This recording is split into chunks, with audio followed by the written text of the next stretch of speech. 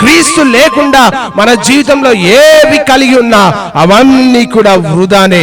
క్రీస్తు మాత్రమే దేవుని రాజ్యానికి తీసుకెళ్తాడు. కనుక ఈ రాత్రికాల వేళలో క్రీస్తు లేకుండా మన జీవితంలో ఎన్ని హోదాలు కలిగి ఉన్నా, ఎంత డబ్బు కలిగి ఉన్నా, ఎంత క్వాలిఫికేషన్ కలిగి ఉన్నా, ఎంత ఎడ్యుకేషన్ బ్యాక్గ్రౌండ్ మనకున్నా, ఎంత కుల వ్యవస్థ మన జీవితంలో ఉన్నా అవన్నీ కూడా వ్యర్థమే.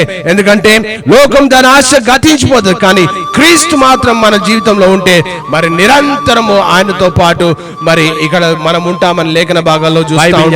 ఏంటంటే మన అతిక్రమ క్రియలను బట్టి, మన దోషములను బట్టి క్రీస్తు బలియాగముగా అర్పించబడ్డాడు. ఆహారం కాని దాని కొరకు మీరేలా రూకలిచ్చెదరు, సంతుష్టి కలుగజేయు దాని కొరకు మీ కష్టార్జితము ఎందుకు వ్యయపరచరు? మరి అది శాశ్వతమైనటువంటి ఆహారం మనకివ్వదు డబ్బులు. కానీ మనం ఏం చేస్తాం? ఈ లోకంలో డబ్బు కొరకే ప్రయాసపడతాం, ఆస్తుల కొరకే ప్రయాసపడతాం, లేకపోతే ఏదో సాధించాలని ప్రయాసపడతాం. జీవితంలో క్రీస్తు లేకుండా నువ్వు ఏది కలిగినా అది శూన్యం. అవి ఏవి కూడా ప్రభు యుద్ధకు చేర్చవు. అందుకని ఇక్కడ వాక్యం ఏం చేస్తున్నా చెప్పబడుతుంది అంటే, ఆహారం కాని దాని కొరకు మీరేలా రూకలిచ్చెదరు అంటే, మనకు తృప్తినివ్వని దాని కొరకు మనం ఎందుకు డబ్బు వెచ్చిస్తున్నాం? మనకు తృప్తి ఎక్కడ దొరుకుతుంది? మనకు సంతోషం ఎక్కడ దొరుకుతుంది?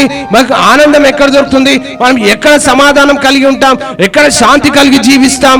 ఎక్కడ మన పర్మనెంట్ పొజిషన్ అంటే, వాక్యం చెప్తుంది ఏంటంటే ఇక్కడ క్రీస్తు మాత్రమే. క్రీస్తు లేకుండా ఏది ఉన్నా అంతా వ్యర్థమే. ప్రియా దేవుని సంగమా, లేఖన భాగాలు చెప్తా ఉంది ఏంటంటే, సంతుష్టి కలగజేయని దాని కొరకు మీ కొరకు కష్టార్జితము ఎందుకు వ్యాయపరిచెదరు అని చెప్తా ఉంది. ఈరోజు కష్టపడేది ఎవరి కొరకు కష్టపడుతున్నాం?